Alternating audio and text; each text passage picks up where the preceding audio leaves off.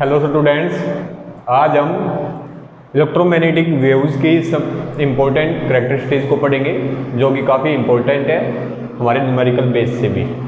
First आता है हमारी wavelength.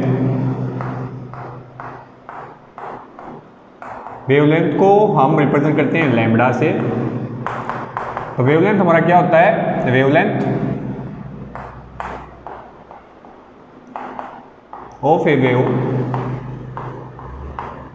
is defined as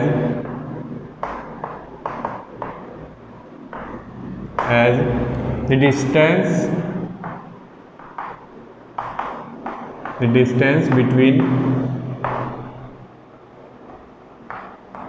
any two consecutive crest and trough. तो क्या होता है, जो वेवलेंथ होती है linear distance between any two consecutive crest and trough.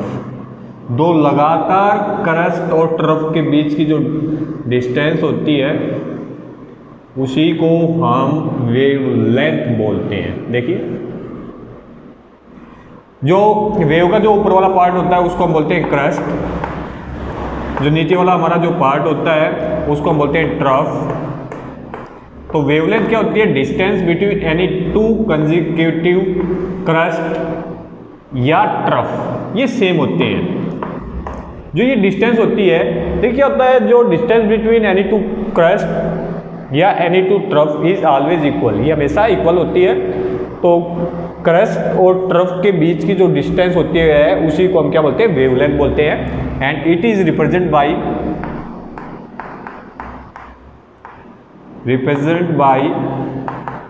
Lambda. इसको हम रिप्रेजेंट करते हैं लैम्बडा से रिप्रेजेंट करते हैं। और हमारी इसकी जो यूनिट होती है वो होती है एंगस्ट्रॉम, ए नोट एंगस्ट्रॉम बोलते हैं इसको, या मीटर या सेंटीमीटर। 1 एंगस्ट्रॉम हमारा इक्वल होता है 10⁻⁻10 मीटर के। 1 नैनोमीटर हमारा इक्वल होता है 10⁻⁹ मीटर के। एंड 1 पिकोमीटर हमारा इक्वल होता है 10⁻12 मीटर के। ये आपको याद रखने हैं। 1 angstrom is equal to 10⁻10 metre, 1 nanometre is equal to 10⁻9 metre, and 1 picometre is equal to 10⁻12 metre के हमारा ये इक्वल होता है। तो ये हमारी वेवलेंथ थी। वेवलेंथ क्या है? Wavelength of a wave is defined as the distance between any two consecutive crest and trough. दो लगातार क्रस्ट या ट्रफ के बीच की जो हमारी डिस्टेंस होती है उसी को हम वेवलेंथ बोलते हैं। इसको हम रिप्रेजेंट एंगस्ट्रॉम से करते हैं। 1 angstrom is equal to 10⁻10 metre. इसको हम नैनोमीटर से भी रिप्रेजेंट कर सकते हैं। नैनो मतलब 10⁻9 होता है एंड पिको का मतलब होता है 10⁻12। तो ये हमारा फर्स्ट टर्म थी वेवलेंथ। सेकंड हम करते हैं फ्रीक्वेंसी को।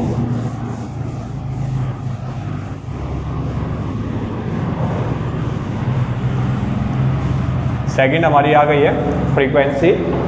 फ्रीक्वेंसी देखिए क्या होता है। फ्रीक्वेंसी इसको आप रिप्रेजेंट करते हैं न्यू से, ठीक है। Frequency of a wave is defined as the number of waves passing through a point in 1 second। एक सेकेंड टाइम के अंदर एक पॉइंट से कितनी नंबर ऑफ वेव पास हो रही है, एक पॉइंट से कितनी नंबर ऑफ वेव्स पास हो रही है उसी को हम बोलते हैं फ्रीक्वेंसी। एंड इसको हम रिप्रेजेंट करते हैं न्यू, NU, न्यू से हम इसको रिप्रेजेंट करते हैं। और इसकी जो हमारी यूनिट होती है फ्रीक्वेंसी की वो होती है हर्ट्ज, HZ हर्ट्ज होती है। और हर्ट्ज होता है हमारा 1 साइकिल पर सेकंड, एक सेकंड के अंदर एक साइकिल। ठीक है। तो फ्रीक्वेंसी कहता है number of wave passing through a point in 1 second, एक सेकंड से कितनी नंबर ऑफ वेव्स पास कर रही है, उसी को हम फ्रीक्वेंसी बोलते हैं। इसको हम रिप्रेजेंट करते हैं न्यू से। इसकी यूनिट हमारी हर्ट्ज होती है, 1 हर्ट्ज 1 साइकिल पर सेकंड के इक्वल होता है। तो हमारी ये फ्रीक्वेंसी थी सेकंड। थर्ड आती है हमारी वेलोसिटी। तो वेलोसिटी को हम रिप्रेजेंट करते हैं सी से, स्मॉल सी से। वेलोसिटी क्या होती है? Linear distance travelled by A wave, linear distance travelled by A wave in 1 second. एक सेकेंड में एक वेव जो डिस्टेंस ट्रेवल कर रही है उसी को हम क्या बोलते हैं? वेलोसिटी। तो वेलोसिटी क्या हो गया? Linear distance travel by A wave in 1 second. जो डिस्टेंस ट्रेवल की जा रही है वेव के द्वारा एक सेकेंड के अंदर, उसी को हम क्या बोलते हैं? वेलोसिटी बोलते हैं। इसको हम रिप्रेजेंट करते हैं स्मॉल सी से। एंड इसकी जो यूनिट होती है वो होती है मीटर पर सेकेंड। मीटर पर सेकेंड हमारी इसकी यूनिट होती है। फोर्थ हम चेक करते हैं, इनको हम साफ कर देते हैं।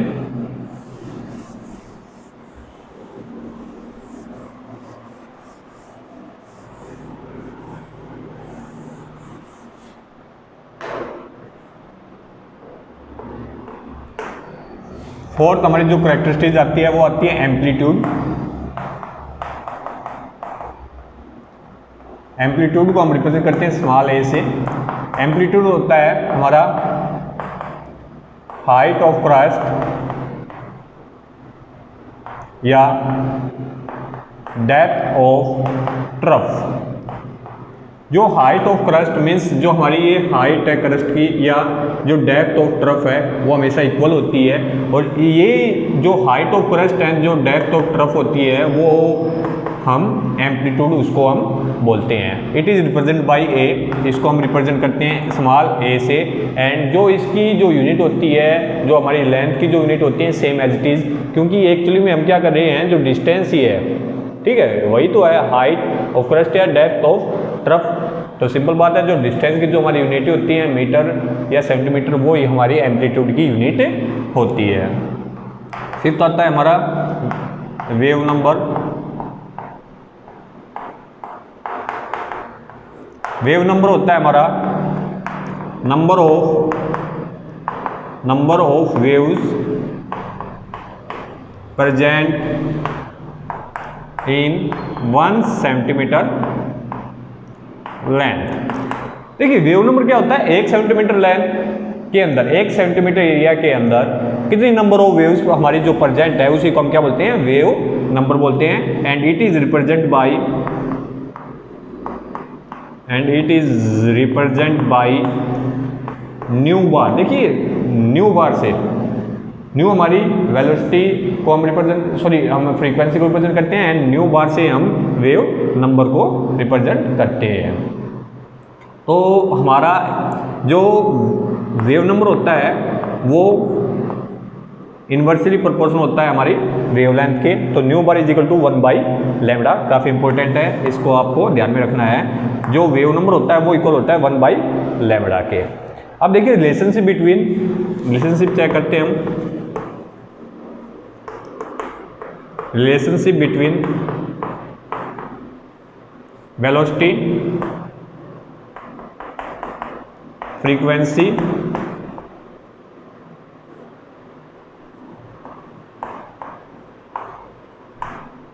And wavelength. इन तीनों के बीच में हमारी एक रिलेशनशिप होती है, वो होती है C is equal to mu into lambda. ठीक है, यहाँ से हम न्यू भी निकाल सकते हैं, न्यू हो जाएगा C/λ। तो काफ़ी इंपॉर्टेंट है ये हमारी रिलेशनशिप्स। तो C is equal to nu into lambda, ये हमारी रिलेशनशिप होती है, ठीक है, वेलोसिटी, फ्रीक्वेंसी एंड वेवलेंथ के बीच। तो हमारी ये कैरेक्टरिस्टिक्स थी इलेक्ट्रोमैग्नेटिक वेव्स की। हमने चेक किया है वेवलेंथ को, फ्रीक्वेंसी को, वेलोसिटी को and amplitude and wave number को चेक किया है। नेक्स्ट वीडियो के अंदर हम इनसे रिलेटेड न्यूमेरिकल्स को चेक करेंगे। तब तक इनकी प्रैक्टिस करिए। Till then bye, thank you.